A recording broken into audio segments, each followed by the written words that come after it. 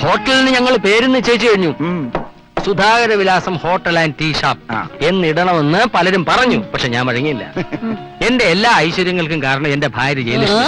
അതുകൊണ്ട് ഹോട്ടൽ ജയലക്ഷ്മി എന്ന പേരിടാമെന്ന് തീരുമാനിച്ചു. സ്പെയർ പാർട്ട് ഷോപ്പിന് ജയശ്രീ ഓട്ടോമൊബൈൽ എന്നിടണമെന്ന് തീരുമാനിച്ചു.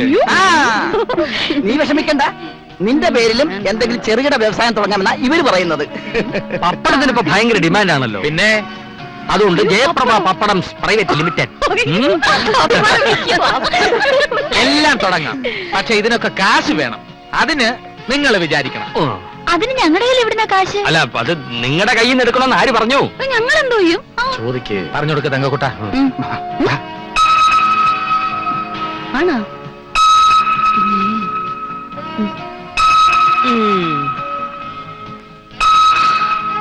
ആഹാ, അത് ശരി. കാളകള് വാല് പൊക്കുന്ന കണ്ടപ്പോഴേ ഞങ്ങൾക്ക് തോന്നി. അപ്പൊ ഇതിനാണ് ഞങ്ങളെ ഊട്ടിന്നും പൊള്ളാച്ചിന്നൊക്കെ പറഞ്ഞ് ഇങ്ങോട്ട് വിളിച്ചോണ്ട് വന്നത് അല്ലേ?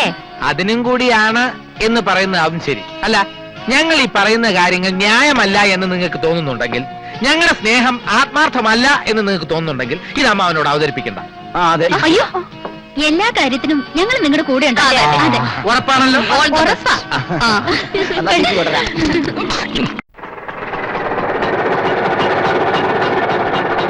ആദ്യത്തെ കൺമണി ആണായിരിക്കണം, ആരുമേ കണ്ടാൽ കൊതി. ഉത്തമനോ? ഇരിക്കെ. ഉത്തമന് ചോറ് കൊടുക്ക്. ഒന്നും വേണ്ട. ഇത് കണ്ടോ? ആർക്കാ കല്യാണം? നമ്മുടെ സ്വന്തം അളിയന്. അജയനോ? ഒരു വാക്കമ്മ ഞങ്ങളോട് പറഞ്ഞില്ലല്ലോ. ഉത്തമന്റെ അത്ര വിദ്യാഭ്യാസവും യോഗ്യതയൊന്നും എനിക്കില്ലാത്തോണ്ടായിരിക്കും. ആരെ അറിയിച്ചു എന്നാ സുധാകരേട്ടെ പറയണേ? എന്റെ ഓട്ടോ മുതലാളിക്ക് കിട്ടിയ എഴുത്തായത്. നമ്മളോടൊന്നും ആലോചിച്ചില്ല എന്നുള്ള പോട്ടെ, കല്യാണം നിശ്ചയിച്ച വിവരമെങ്കിലും വന്ന് പറയേണ്ട സാമാന്യ മര്യാദ അല്ലേ? ഇതങ്ങനെ വിട്ട പറ്റില്ല ഏട്ടാ. നീ ആ തങ്കക്കുട്ടൻ നീ വരാൻ പറ, അവനും കൂടി അറിയട്ടെ വിവരം. ചെല്ല്. സദ്യയുടെ കോൺട്രാക്ട് ഏറ്റെടുത്താലെന്ന് ആലോചിക്കുക ഉത്തമ. നല്ല അവിയലും സാമ്പാറും പച്ചടിയും ഒക്കെ വെക്കും ഞാൻ. വേറെ ആമ്പിള്ളേരുടെ കല്യാണത്തിന്. ഇത് പോക്കരത്തര അല്ലേ? ഇതെന്താ ഇത്? നമ്മളൊക്കെ വേറെ 7-ാം കുലികളാക്കി കളഞ്ഞില്ലേ? ഇതൊന്നും ഇല്ലാതെ അടങ്ങി ഒതുക്കി കഴിയാൻ വെച്ചവന്മാരെ സമ്മതിക്കൂല. അത് ഇന്ന് ഞാനും 2 അടിച്ചു. വേണ്ട, അതൊന്നും ഇല്ലാതെ എന്ത് ചെയ്യാൻ പറ്റുമോ നമുക്ക് നോക്കാം. മേലേടത്ത് രാവുണ്ണി നായർ. മേലേടത്തെ രാവുണ്ണി നായർ. പുരുഷോത്തമൻ നായർ. അതാരാ? അതാരെങ്കിലും ആവട്ടെ, അങ്ങേരെ ക്ഷണിക്കണം. വലിയ പണക്കാരനല്ലേ? നമ്മുടെ കല്യാണത്തിന് നമ്മുടെ ആളായിട്ട് അങ്ങേര് വരുമ്പോ അത് നമുക്കൊരു അന്തസ്സാ. നീ എന്താടി മുഖം വീർപ്പിച്ചിരിക്കണേ? എന്നാലും എന്റെ കുട്ടികളെയും കൂടി അറിയിക്കാണ്ട്. അവള് തുടങ്ങി. ഒരു നല്ല കാര്യം നടക്കുമ്പോ അപ്പ അവള് കണ്ണു നടക്കാൻ തുടങ്ങും. കല്യാണം കഴിഞ്ഞതിന് ശേഷം നമുക്കൊരു സ്വീകരണം വെക്കാം. അതിനെല്ലാവരെയും വിളിക്കാം. അല്ലാതെ കല്യാണത്തിന് കണ്ട ഓട്ടോറിക്ഷക്കാരും മുനിസിപ്പാലിറ്റിക്കാരും വന്നാൽ മേനോൻ സാറിന് അത് ഇഷ്ടാവില്ല. അങ്ങേര് അത് എന്നോട് ചെറുതായിട്ടൊന്ന് സൂചിപ്പിക്കുകയും ചെയ്തു.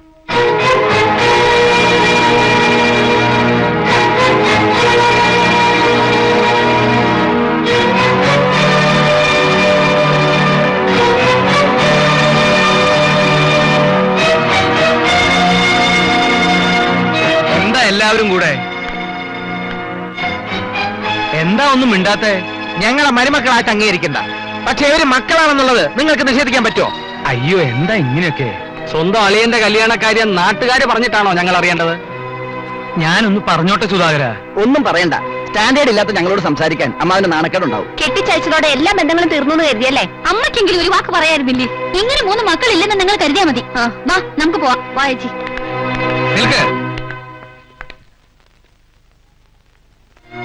എല്ലാവരും പറഞ്ഞു കഴിഞ്ഞില്ലേ? നിങ്ങളുടെയൊക്കെ വിഷമം എനിക്ക് മനസ്സിലാക്കാവുന്നേ ഉള്ളൂ. നിങ്ങൾ ഇത്രയ്ക്കൊക്കെയല്ലേ പറഞ്ഞോളൂ. നിങ്ങളുടെ സ്ഥാനത്ത് ഞാനായിരുന്നുവെങ്കിൽ അമ്മായിയപ്പന്റെ ചെകിട്ട് തുറന്ന് പൊട്ടിച്ചേനെ.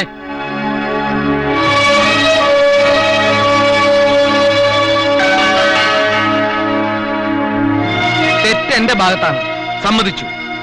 പക്ഷേ നിങ്ങൾ വിശ്വസിച്ചാലും ഇല്ലെങ്കിലും ശരി, ഞാൻ ശാരദയുടെ കൂടെ നിങ്ങളെ ക്ഷണിക്കാൻ വരികയായിരുന്നു. അല്ലേ ശാരദ? അതെ മക്കളെ.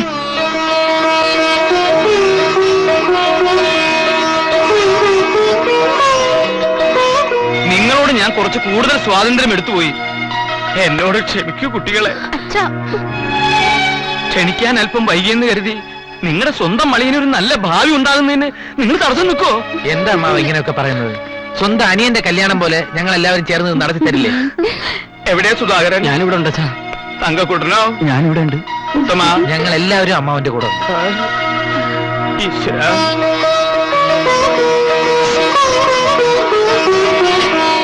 എന്ത് കഷ്ടം അറിയുന്നേ. അമ്മേ, ഞങ്ങൾ അമ്മയോട് മറ്റൊരു കാര്യം പറയാനും കൂടിയാ വന്നത്. എന്താ മോളെ? സുധാരേട്ടന് ഒരു ഹോട്ടൽ തുടങ്ങാൻ പരിപാടി ഇട്ടിട്ടുണ്ട്. ആണോ? നല്ല കാര്യമാണല്ലോ. ഹോട്ടലിന് പേര് വിട്ടു, ഹോട്ടൽ ജയലക്ഷ്മി എന്ന്. പിന്നെ ഉത്തമേട്ടനും പുതിയ ചില പരിപാടികളൊക്കെ ഉണ്ടെന്ന്. അതെന്താ? ഒരു വർക്ക്ഷോപ്പ്, ആഹാ. ജയശ്രീ ഓട്ടോമൊബൈൽസ്. അമ്മേ, നമ്മുടെ ആളിനും ചില പരിപാടികളൊക്കെ ഇല്ലാതില്ല, പക്ഷെ അമ്മ സഹായിച്ചാൽ നടക്കും. അതെ അമ്മേ. ഞാനോ? അതെ അതെ, അച്ഛനോട് പറഞ്ഞ അമ്മ ഓരോ ലക്ഷം രൂപ വീതം ഞങ്ങൾക്ക് വാങ്ങിച്ചു തരണം. ഞങ്ങളുടെ അമ്മയല്ലേ. ഒരു നല്ല കാര്യത്തിനല്ലേ? അമ്മ പറഞ്ഞു നോക്കാം.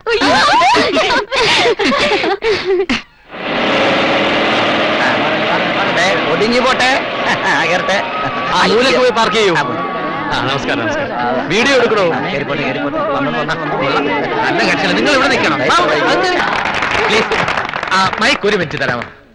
പ്രിയമുള്ളവരെ, അടുത്ത ഗാനം ആലപിക്കുന്നത് വരന്റെ അളിയനും അമച്ചർ രംഗത്തെ പ്രശസ്ത ഗായകനുമായ ശ്രീ തങ്കക്കുട്ടനാണ്. ശ്രീ തങ്കക്കുട്ടൻ കൊണ്ടാവണേ. ഏത് പാട്ടാ പാടുന്നേ? മാണിക്യ വീണയുമായി. അത് ബെസ്റ്റ്. മാണിക്യ വീണയുമായി പാട്. മാണിക്യ വീണയുമായ മനസ്സിന്റെ താമരത്തൂരിലുണർന്നവളെ പാടുകയില്ലേ വീണ നീട്ടുകില്ലേ നിന്റെ വേദനയല്ല. ഇതാ മുനിസിപ്പാലിറ്റിയിൽ തൈലം തളിക്കാൻ തങ്കക്കൂട്ടനാണല്ലോ. അവൻ ചെക്കൻ്റെ അളിയനാണോ? ഏയ്, ഒരു അകന്ന ബന്ധു. വീണയുമായ മനസ്സിന്റെ നിങ്ങളുടെ ട്രൂപ്പിലുള്ളവർ മാത്രം പാടിയാൽ മതി. പറയരുത് സാർ, തങ്കക്കുട്ടൻ നന്നായിട്ട് പാടും. പാട് സാർ. എങ്കിലേ പുറത്തു പോയി വയറ്റി തെറിച്ച് പാട്, ചില്ലറ കാശ് കിട്ടും. സാർ അങ്ങനെ പരിഹസിക്കരുത്. പരിഹസിക്കാൻ നീ ഒന്ന് നോക്കാം. വേണ്ട, സുധാരേട്ടാ, അളിയന്റെ കല്യാണം നമ്മൾ പ്രശ്നം ഉണ്ടാക്കാൻ പാടില്ല. മൈക്കം കൊടുത്തേ. ഇയാളെ അതിന് നീ പാട്. പാളികള് അയാളെ ഞാൻ വേണ്ട, അളിയന്റെ കല്യാണമാണ്. നമ്മളായിട്ട് പ്രശ്നങ്ങളൊന്നും ഉണ്ടാക്കാൻ പാടില്ല. നീ വിഷമിക്കണ്ട. നിനക്ക് എത്ര പ്രോഗ്രാം വേണം ഞങ്ങൾ ഏർപ്പാടാക്കി തരാം. ഞങ്ങളുടെ ഓട്ടോ തൊഴിലാളി യൂണിയന്റെ അടുത്ത കോൺഫറൻസിന് നിന്റെ ഗാനമേളാടാ. എന്താടാ ഇത്? ചങ്കക്കുട്ട, എന്താ ഇത്?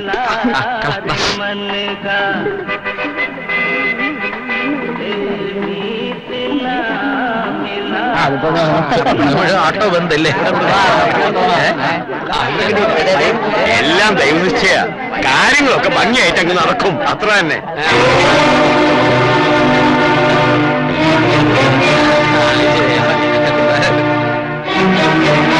ഇതാരാ ഉമ്മാർ ഇപ്പൊ ഇവിടെ കയറ്റിയിട്ടാൻ പറഞ്ഞത്? ഇവരൊക്കെ ഞങ്ങളുടെ അടുത്ത സുഹൃത്തുക്കളാണ് സാറേ. ആണോ? സാധുക്കൾക്ക് കല്യാണം കഴിഞ്ഞ് സൗജന്യ സദ്യ ഉണ്ട്, അപ്പൊ ഇരുന്നാ മതി. സൗജന്യ സദ്യ തന്റെ അമ്മൂമ്മയ്ക്ക് അമ്മായിയമ്മയ്ക്ക് കൊണ്ട് കൂടെ മാന്യമായിട്ട് സംസാരിക്കണം. ഇല്ലെങ്കിൽ താൻ എന്ത് ചെയ്യണോ? ക്ഷമിക്കുന്നതിന് അതിലുണ്ട്. അത്രയ്ക്കായോ? ഞങ്ങൾക്ക് വേണ്ടി വഴക്കുണ്ടാക്കണ്ട സാറേ. ഞങ്ങൾ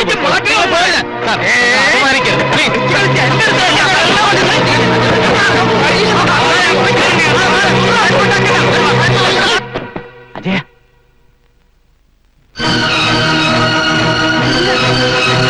തന്റെ ഈ ആഗ്രഹം നടക്കില്ല. നടത്തും, നടത്തിക്കില്ല. ആ കാണാം. ഈ അഹങ്കാരത്തിന്റെ സ്വയം ഞങ്ങളോട് വേണ്ട. ക്ഷമിക്കുന്നതിന് ഒരു അതിലുണ്ട്. ഒരുമാതിരി വേഷങ്ങൾ കാണിക്കരുത്. പ്രശ്നം അജയ, ഇവന്മാരിവിടെ ഇറക്കി വിടാതെ കല്യാണം നടക്കില്ല. ഞങ്ങളുടെ ആൾക്കാരെ ഇറക്കി വിട്ടാൽ ഞങ്ങൾ പോകും. ഞങ്ങൾ പോയാലേ ചെക്കന് ഞങ്ങളോടൊപ്പം കാണും. ചെക്കനില്ല തന്റെ മോളെ താൻ കെട്ടുമോ? എന്നാൽ രണ്ടിലൊന്ന് അറിഞ്ഞിട്ട് മതി. ആ മതി. അജയ, എന്താ നിന്റെ തീരുമാനം? ഒരു മിനിറ്റ്, ഞാൻ പറഞ്ഞു നോക്കാം. ഞാൻ ഒന്ന് പറയട്ടെ. എന്താ? എന്താ? എന്താ? താനെന്താണോ പന്തങ്ങളുടെ പെരിച്ചാഴിയെ പോലെ നിൽക്കുന്നേ? അവരൊക്കെ വലിയ ആൾക്കാരാ.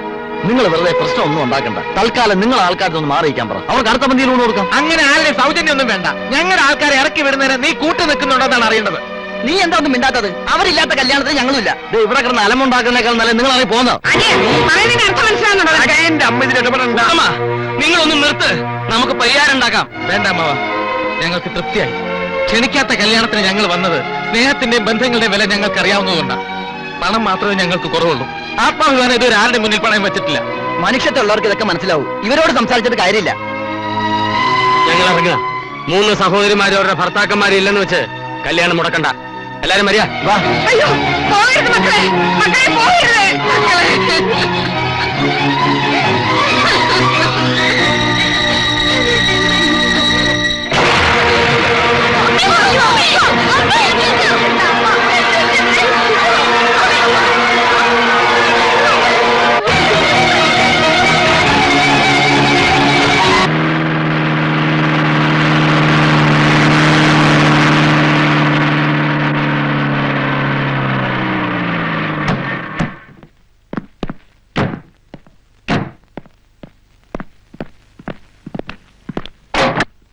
മതി, അത് മതിയടോ.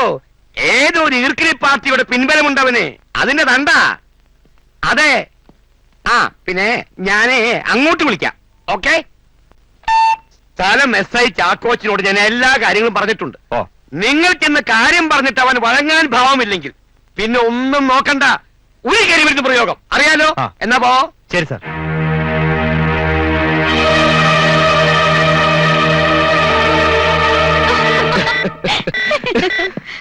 എന്താ പ്രശ്നം? ഒന്നുമില്ല മോനെ, ഒരു ചോട്ടാ പ്രശ്നം. നമ്മൾ ഇന്ദിരാനഗറിൽ ഒരു ഫ്ലാറ്റ് പണിയാൻ പരിപാടിയിട്ടില്ലേ? ഇപ്പൊ അങ്ങോട്ടുള്ള വഴി നമ്മൾ തന്നെ കണ്ടുപിടിക്കണം. അതിനുള്ള എല്ലാ കാര്യങ്ങളും ചെയ്ത് കാര്യം ക്ലിയർ ആയെന്ന് വന്ന് നിൽക്കുമ്പോഴാണ് താണ്ട് വരുന്നൊരു കുരിച്ച്. ഒരു കഴിവരുടെ മോൻ പലവട്ടം പറഞ്ഞു നോക്കി. അവൻ അടക്കുന്ന ലക്ഷണമില്ല. എന്നാ പിന്നെ ഏൽപ്പിക്കേണ്ടവരെ ഏൽപ്പിക്കാമെന്ന് വെച്ചു. അത്ര തന്നെ. ഡാഡി അജയ്നോട് എന്തോ കാര്യം പറയണമെന്ന് പറഞ്ഞല്ലോ. ആ ഞാനത് അങ്ങ് മറന്നുപോയി. ഓ മോൾ പോയി കുടിക്കാൻ തന്നെ എടുത്തോണ്ട് വാ. ശരി മോനിരിക്കും. വേറൊന്നുമല്ല, ഇനിയുള്ള എന്റെ എല്ലാ ബിസിനസ്സുകളിലും അജി എന്റെ കൂടെ ഉണ്ടായിരിക്കണം. മോനെ കണ്ടുകൊണ്ട് ഈ അങ്കിൾ ചില പദ്ധതികളൊക്കെ ശരിയാക്കുന്നുണ്ട്. എല്ലാം അങ്ങളുടെ ഇഷ്ടം പോലെ. Very good. നിന്നെ മരുമകനായി കിട്ടിയത് എന്റെ ഭാഗ്യം. എന്റെ മോള് കണ്ടെത്തിയ മുത്തല്ലേ, മോശാവില്ല. പിന്നൊരു കാര്യം, നിനക്ക് എന്താവശ്യം വന്നാലും ഒരു അച്ഛനോടെന്ന പോലെ എന്നോട് പറയാം. നിന്നെ മരുമകനായിട്ടല്ല മകനായിട്ടാ ഞാൻ കാണുന്നേ. എല്ലാം എനിക്കറിയാം. അങ്ങനെ നമുക്ക് ഒരുമിച്ച് നിന്നൊരു കളി കളിക്കാം. ആ ഇങ്ങോട്ടിരിക്കും മോളെ.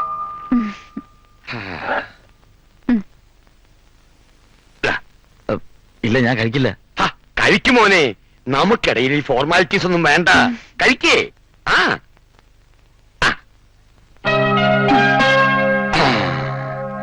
അപ്പൊ ഇതാർക്കാ? അത് കൊള്ളാം. നിങ്ങൾ കമ്പനി വിടുമ്പോ ഞാൻ ചുമ്മാ ഇരിക്കണോ? കേട്ടോ അജി, കൊച്ചുനാള് മുതലേ ഇവിടെ ഒരു കുസൃതിയാ.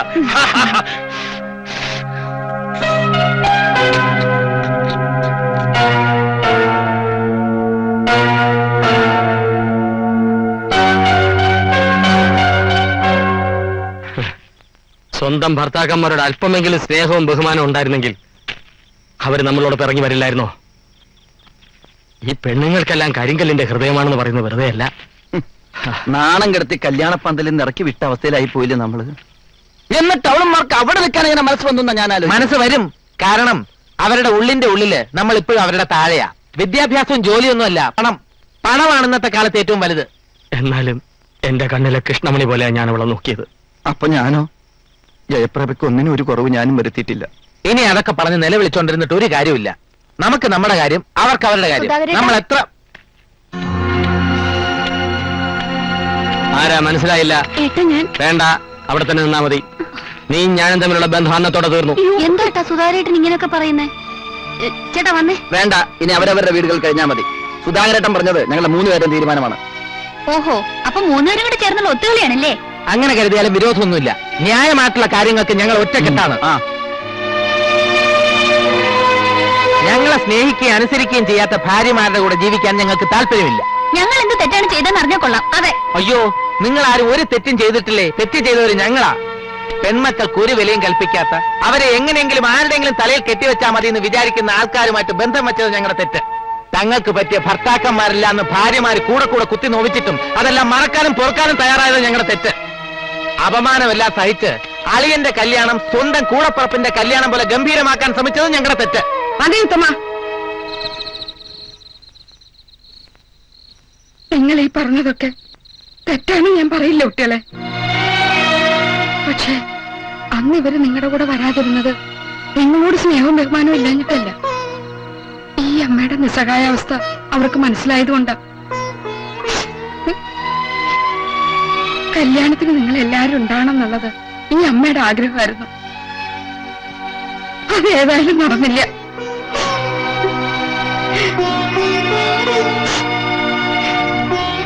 മക്കളും മരുമക്കളും എന്നുള്ള വ്യത്യാസം എനിക്കില്ല.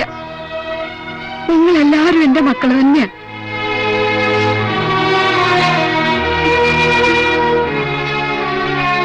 ഈ അമ്മയുടെ കണ്ണീരിന് എന്തെങ്കിലും വില കൽപ്പിക്കുന്നുണ്ടെങ്കിൽ എന്റെ മക്കൾ ഇവരോട് പൊറുക്കണം. ഇനി ഇവരുടെ ഭാഗത്തുനിന്ന് ഒരു തെറ്റും ഉണ്ടാവില്ല. ഈ അമ്മയുടെ അപേക്ഷയാ മോനെ. ഒന്ന് മാത്രം ഞാൻ ഉറപ്പു തരാം, അന്ന് നേരിട്ട പോലുള്ള അപമാനം നിങ്ങൾക്കിനി ഒരിക്കലും ഉണ്ടാവില്ല. നിങ്ങൾക്ക് തരാനുള്ള കാശിന്റെ കാര്യത്തിലും ഞാൻ എന്തെങ്കിലും ഒരു തീരുമാനം ഉണ്ടാക്കും. അതൊരു ഔദാര്യമല്ല, നിങ്ങളുടെ അവകാശ. പെട്ടെന്നുണ്ടായ ദേഷ്യത്തിൽ ഞങ്ങൾ എന്തെങ്കിലും അവിവേകം പ്രവർത്തിച്ചിട്ടുണ്ടെങ്കിൽ അമ്മ ഞങ്ങളോട് ക്ഷമിക്കണം. അടുത്തേക്ക് വരൂ. വരൂ അമ്മേ, നിങ്ങൾ വരിക.